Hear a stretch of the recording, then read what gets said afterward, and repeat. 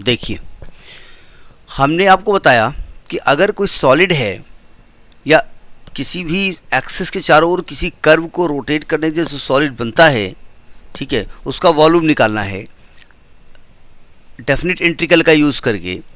तो पहला तो आपका स्लाइसिंग मेथड हो गया, डिस्क मेथड हो गया, वॉशर मेथड हो गया। ये जो मेथड है, ऐसा नहीं कि यही मेथड है, आप यहाँ पर मेथड जो पीछे वाले वो लगा सकते हैं, ठीक है। लेकिन हम आज बात करने जा रहे हैं सिलिंड्रिकल शेल मेथड, ठीक है। हम पहले कुछ कहानी लिख दें, फिर एक कुछ समझाएं क्या होता है। लेट अ सॉलिड एस, ये टॉपिक है, solid S is obtained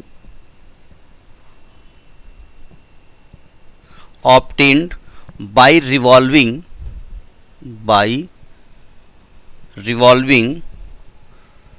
about, अब वो वाई एक्सिस हो चाहे एक्स एक्सिस हो, चूंकि सिलेंड्रिकल मेथड है और सिलेंडर खड़ा होता है तो हम अबाउट वाई एक्सिस ले रहे हैं, about y axis. The reason is bounded by the curve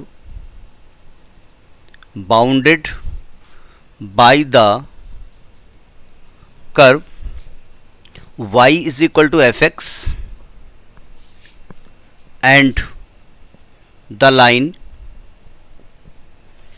y is equal to 0, x is equal to a, x is equal to b, where a is greater than 0 less than b and fx is greater than 0 and x belongs to closed interval a comma b।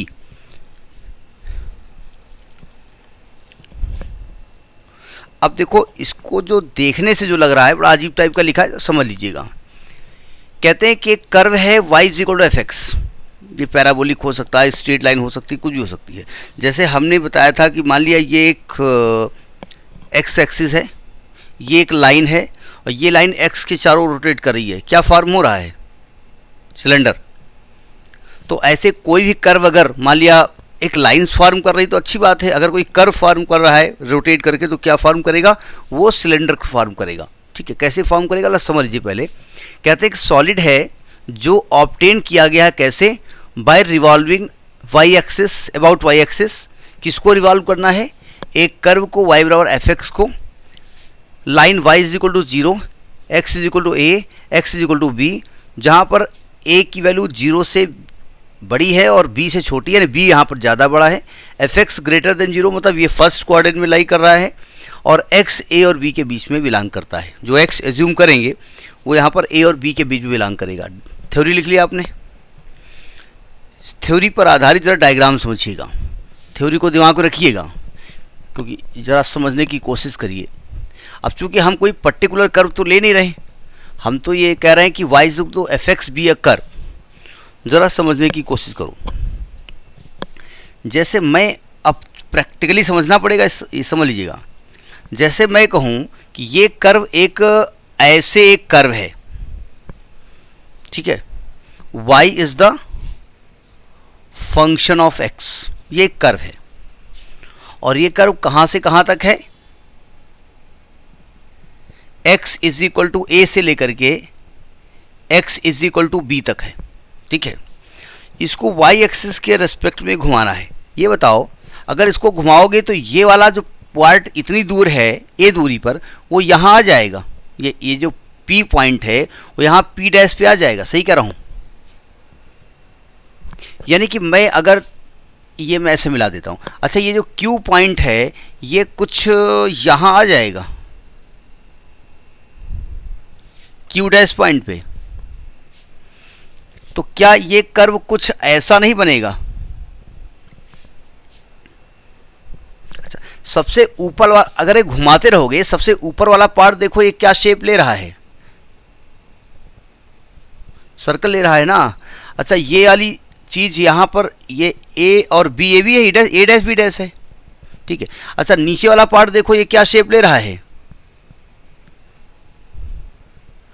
अच्छा, ऊपर और नीचे का shape देखो, ये कुछ छोटे छोटे सिलेंडर्स लग रहे हैं।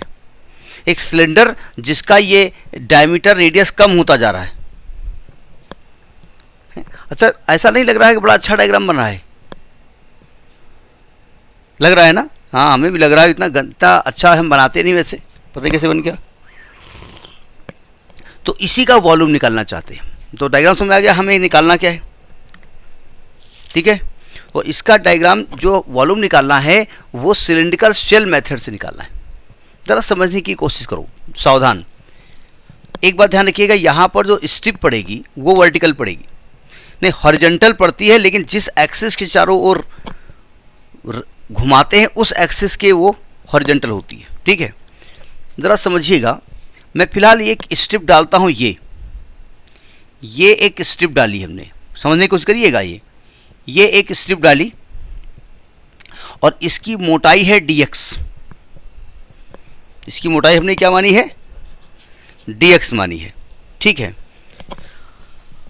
और इसकी ज़रा दूरी मान लो, यहाँ से मान लेते हैं, ये चूँकि इस लाइन को ऐसे मिला दो, ये हटा दो, यहाँ से केवल a लिख दो, और ये दूरी यहाँ से ले लो x, ठीक है। अब देखो, अगर ये x होगा तो ये y होगा ना, ये y है ना। तो यानी कि इस पॉइंट का कोऑर्डिनेट x का y हो जाएगा। तो यहां से इसकी दूरी x है कि नहीं है? तो अब जरा समझने की कोशिश करो, जब ध्यान से सुनिएगा हमारी बात को। ये y एक्सिस है, ये x दूरी पर है। जब ये घूमेगा तो दूरी x ही रहेगी, नहीं रहेगी?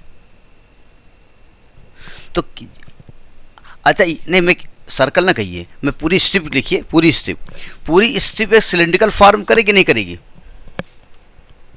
और जिस सिलिंड्रिकल, मैं केवल इस स्ट्रिप की बात कर रहा हूं, शेल, ये खोखली है ना स्ट्रिप। तो इस शेल का अगर रेडियस मैं कहूं तो क्या आप रेडियस इसका x नहीं कह सकते हैं? Radius of this strip. या ये जो स्ट्रिप है, जब ये घूमेगी तो एक शेल फॉर्म करेगी। भाई ये इसको तो टच नहीं करेगी, बीच में तो खोखला रहेगा, ठीक है। तो अगर मैं आपसे कहूं रेडियस ऑफ शेल,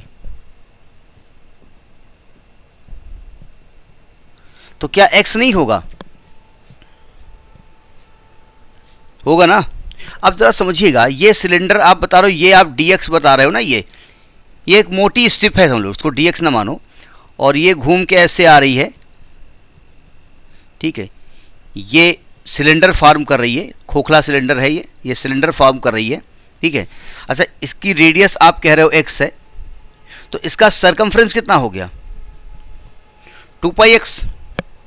अगर सरकमफ्रेंस को थिकनेस से मल्टीप्लाई कर दें तो क्या मैं कह सकता हूं कि इसका एरिया ऑफ द शेल निकल आएगा?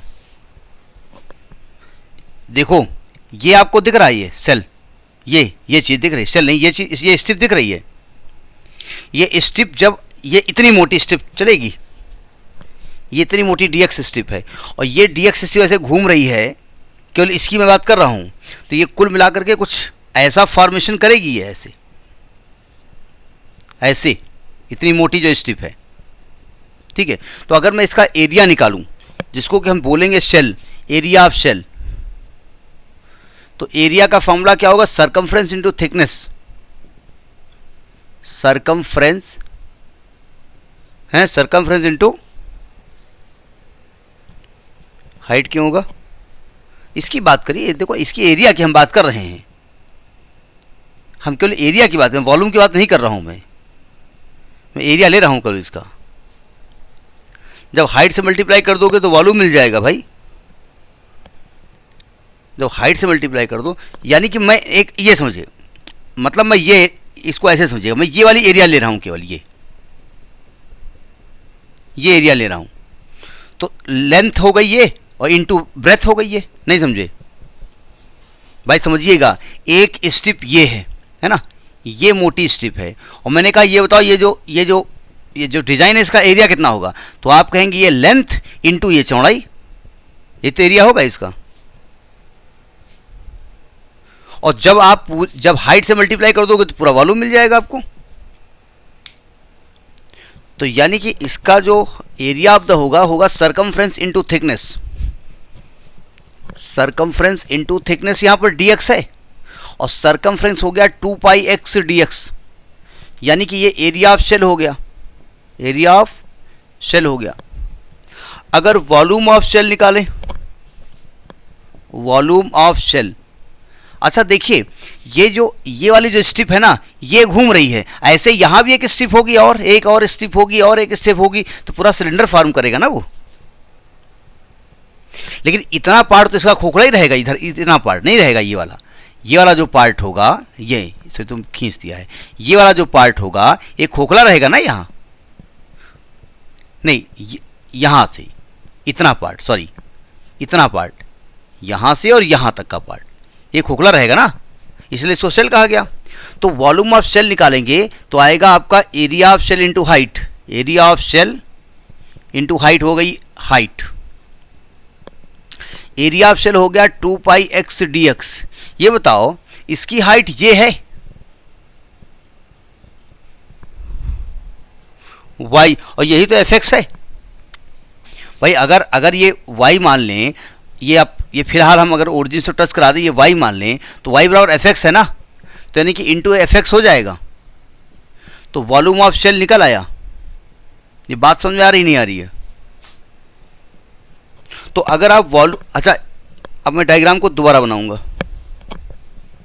नहीं डायग्राम को दोबारा नहीं बना रहा हूँ, देखिए बहुत सारी लाइनें खींच, समझ में आ गया ना भाई। देखो हमने तो इतनी सेल ली है ना, यहाँ से लेकर के यहाँ तक ये पूरा पार्ट रोटेट कर रहा है ना, तो ऐसी स्ट्रिप बहुत सारी पड़ेंगी यहाँ पर इनफाइनाइट। तो अगर वॉल्यूम ऑफ सॉलिड जनरेटेड होगा, इसको कहा जाता है by shell method. Cylindrical shell बोला जाए या ना बोला जाए, इसको शेल मेथड कहा जाता है, ठीक है, वॉशर मेथड नहीं कहा जाता है। देखो अगर ये वर्ड क्या बता रहे हो, हाँ सेल वर्ड जब यूज करेंगे तो सिलेंड्रिकल वर्ड होगा। और यही फॉर्मेशन अगर ये हॉरिजॉन्टल खींच दी जाएगी, मतलब ये जिस एक्सिस के रेस्पेक्ट निकाला उसके वर्टिकल खींच दी जाएगी, तो ये वॉशर मेथड हो जाएगा। तो ये हो जाएगा वॉल्यूम, तो फॉर्मूला हो गया आपका 2 pi x dx into f x a to b. Limit लगा देंगे, जो भी आंसर आना होगा, जो भी एफ एक्स दिया होगा रख देंगे, जो भी लिमिट दी होगी रख देंगे और उसको इंटीग्रेट कर देंगे और उसकी वैल्यू निकल आई। कैसी बात कही हमने, ठीक है। तो ये तो आपका टॉपिक हो गया कि volume of solid of revolution by cylindrical shell method. देखो सिलेंड्रिकल शेल में एक बात खास बात, देखो शेल मेथड और वॉशर मेथड में एक डिफरेंस समझिएगा। जिस एक्सिस के चारों ओर इस कर्व को रोटेट करना है उस एक्सिस के पैरेलल स्ट्रिप डाली जाती है, ठीक है। और वॉशर में क्या होगा, हाँ जी क्यों नहीं होगा, इफेक्ट तो इंटीग्रेबल है ही है भाई। अगर कोई फंक्शन ऐसा जो इंटीग्रेबल नहीं होगा तो उसको उस मेथड से निकाल नहीं सकते, ठीक है।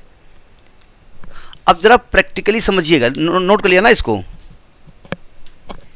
अब जरा इस डायग्राम को थोड़ा सा, इसी में हम एक चीज समझाना चाहते हैं भाई। इसको वॉशर मेथड कब कहेंगे, अगर इसको वॉशर मेथड हमें बनाना हो तो देखो ये कर्व ऐसे था,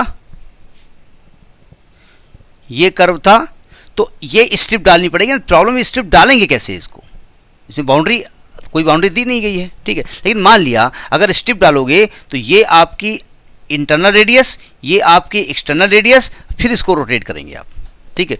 तो वॉशर मेथड में ज़्यादातर जो होता है 2 कर्व होते हैं, यहाँ सिंगल कर्व से काम चल जाएगा, 2 यहाँ भी रहेंगे, ठीक है। तो जिस एक्सिस के रेस्पेक्ट में घुमाना है, सलाह समझिएगा, अगर सिलेंड्रिकल शेल मेथड है तो आपकी स्ट्रिप उस एक्सिस के पैरेलल होगी, उस एक्सिस के, और वॉशर में उस एक्सिस के परपेंडिकुलर होगी। समझ में बात, वो वर्टिकल हॉरिजॉन्टल हम नहीं कह रहे हैं, बुक में आपके वर्टिकल हॉरिजॉन्टल लिखा हुआ है। मान लिया इसी को हम एक्स के रेस्पेक्ट घुमा करके सिलेंडर फॉर्म कर लेते हैं, लेटा हुआ सिलेंडर हो जाता। तो समझ में बात मेरे हिसाब से आ गई होगी सिलेंड्रिकल शेल मेथड, ठीक है। अब इसके बाद हम न्यूमेरिकल डिस्कस कर रहे हैं।